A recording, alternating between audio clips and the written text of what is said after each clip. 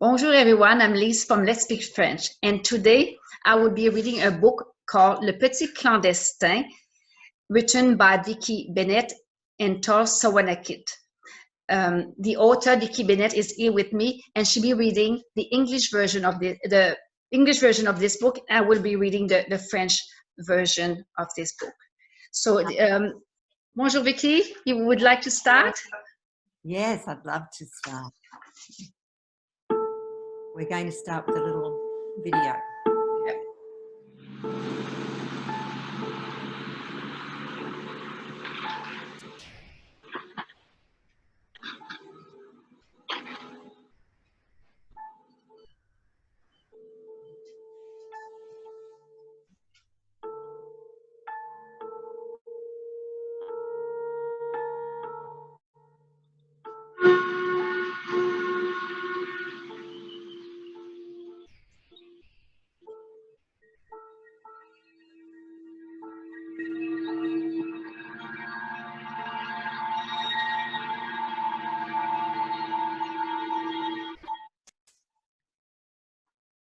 Soft snowflakes fall around me like small cotton balls. It's freezing. I pull my coat closer as I walk through the snow. My stomach rumbles like the roar of the airplanes close by. I miss my mother and father. De doux flocons de neige tombent autour de moi comme des boules de coton. Il gèle. Je serre mon manteau plus étroitement autour de moi en marchant dans la neige. Mon estomac gargouille comme le vomissement des avions à proximité. Ma mère et mon père me manquent. I follow the smell of baked turkey. It takes me to a big hut. A Christmas tree twinkles with fairy lights and deep voices sing carols around a roaring fire. A tall airman with a bristling moustache welcomes me inside. He gives me bread, meat and sweets. His name is Tim. I tell him that I am French and I'm an orphan. Je suis l'odeur de la dinde rôtie. Elle m'amène à une cabane. Un arbre de Noël scintille de ses guirlandes lumineuses et des voix graves entonnent des chants de Noël autour d'un bon feu. Un grand aviateur avec une moustache hirsute m'accueille chez lui. Il me donne du pain, de la viande et des bonbons. Il s'appelle Tim. Je lui dis que je suis français et orphelin. I stay with Tim. He teaches me to box and ice skate. The ice is slippery when I fall, but Tim reaches out and catches me. Most of the airmen can't pronounce my name, which is Honoré. Some call me Henry, but Tim calls me Young Digger because I'm brave like a soldier. Je reste avec Tim. Il m'apprend à boxer et à patiner. Je dérape sur la glace et tombe, mais Tim me tend la main et m'attrape. La plupart des aviateurs ne savent pas prononcer mon prénom Honoré. Certains m'appellent Henri, mais Tim me surnomme Young Digger parce que je suis brave comme un soldat. One day, Tim says that the rats are taking over the camp. I find a cart and some traps to help. An old grey dog runs up to me and licks my face. His name is Fella. He will be my assistant. Together, we catch the rats in the camp, and soon I am the official rat catcher for the Australian Flying Corps. Un jour, Tim dit que les rats envahissent le camp. Je trouve un chariot et des pièges pour aider à les attraper. Un vieux chien gris court vers moi et il me lèche le visage. Il s'appelle Fella. Il sera mon assistant. Ensemble, on attrape les rats du camp. Bientôt, je suis le chasseur de rats officiel des Australian Flying Corps. I love to watch the airmen fly. Sometimes they take me up with them. They turn the aeroplane upside down and I squeal with delight. When I'm older, I want to fly just like the pilots of the number 4 squadron. J'aime regarder voler les aviateurs. Quelquefois, ils m'emmènent avec eux. Ils font virevolter l'avion dans les airs et je pousse des cris de joie. Quand je serai grand, je veux voler comme les pilotes de l'escadron numéro 4. Tim takes me back to my home in Lille. We try to find my uncles and aunts, but they're all gone. Tim says that he will be my family now. On a freezing cold night, Tim tells me about his home. He tells me about the red dirt and the vast sweeping plains of Australia. I want more than ever to travel to this place. I'm so happy when Tim writes to his wife Gertie, telling her that he wants to adopt me. He shows me a photo of her that he carries in his wallet. Tim me ramène chez moi à Lille. On essaie de trouver mes oncles et mes tantes, mais ils sont tous morts. Tim me dit que je fais maintenant partie de sa famille. Lors d'une soirée glaciale, Tim me parle de son pays.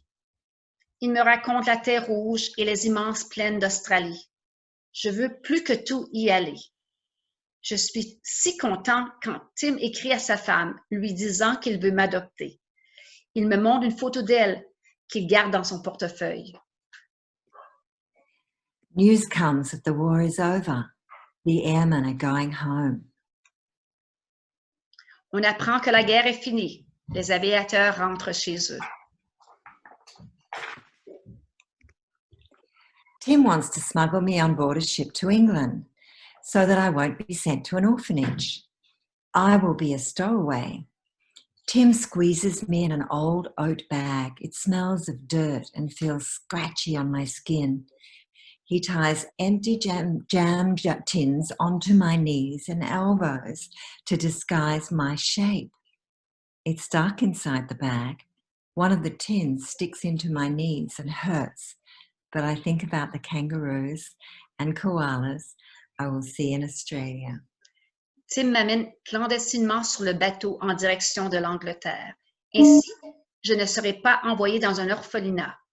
Je deviens un passager clandestin. Tim me fait glisser dans un vieux sac d'avoine. Ça sent la terre et me gratte la peau. Il attache des pots vides de confiture autour de mes genoux et mes coudes pour cacher la forme de mon corps. Il fait noir à l'intérieur du sac. Un des pots me pique les genoux et me fait mal, mais je pense aux kangourous et koalas que je vais voir en Australie. Carefully, Tim carries me over his shoulder and onto the big ship for the trip across the English Channel.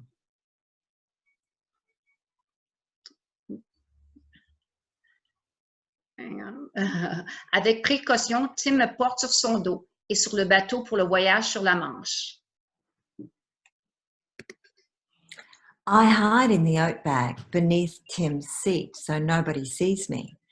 By morning, my stomach is rumbling. Tim pushes an orange and a bun into my bag. I eat very quietly. Je me cache dans le sac d'avoine sous le siège de Tim pour que personne ne me voie. Au matin, mon estomac commence à gargouiller. Tim met une orange et une brioche dans le sac. Je mange silencieusement. When we arrive in London, Tim has an Australian Army uniform made for me. I look just like him for the 1919 Anzac Day parade. I'm nervous and proud as I march past the Prince of Wales. He salutes and smiles at me. Quand nous arrivons à Londres, Tim me fait faire un uniforme de l'armée. Nous nous ressemblons lors de la parade des Anzacs de 1919. Je suis nerveux et fier en passant devant le prince de Galles et il me salue et me sourit. Finally, it's time for us to sail to Australia. Everyone has heard about the oat bag, so Tim smuggles me inside a large wicker basket. My stomach turns cartwheels as the basket is loaded onto the ship. When we are far from England, I leave the basket and play. Enfin, c'est l'heure de lever les voiles vers l'Australie. Tout le monde a entendu parler du sac d'avoine. Alors, Tim me cache dans un large panier d'osier. Mon estomac se retourne quand le panier est chargé sur le bateau. Quand nous sommes en pleine mer, je sors du panier et je joue. The enormous blue-green ocean goes on forever. The gentle motion of the waves rock me in my sleep. L'immense océan bleu-vert continue à perdre de vue. Je dors et le doux roulement des vagues me berce. We arrive on the white sandy beaches of Australia. Tall bottle green gum trees open their arms to us as we board a dusty, rickety train. We wave goodbye to the other airmen as swirls of wet steam and smoke spin around us.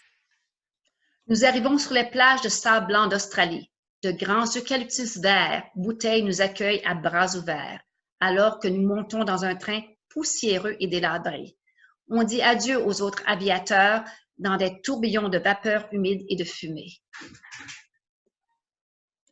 When we step from the train, I see a beautiful woman and a young girl waiting for us.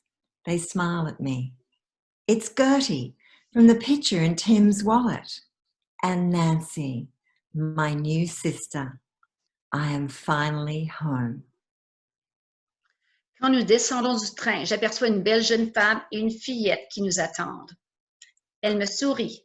C'est Gertie, comme sur la photo, et Nancy, ma nouvelle sœur. Je suis enfin chez moi. That was lovely, Lise. It's a beautiful story and I love reading it and hearing it in French. It's divine. This particular picture is in the book, but I don't think you can see it as clearly as you can see it on the screen now. And of course, little Honoré, or Henry, or young Digger, as he was called, is right in the centre of that picture, his little face. I can see him there. Yep. Yeah, that was on Christmas Day in 1918. That's when he met Tim for the first time. And there's number 4 squadron. And there he is with Ted, Tim's brother, so that becomes his uncle. And Ted's teaching him how to box. He was quite a good boxer, apparently. He had quite a strong spirit, but you'd probably expect that from somebody who'd been wandering around the war zone for 4 years. Yes. And here he is, a close-up of being taught how to skate because he missed his childhood. He hadn't learned how to skate as a little boy. He was too busy trying to find his family and too busy trying to find somewhere where he was safe. He's such a little boy, isn't he? So young. And there he is.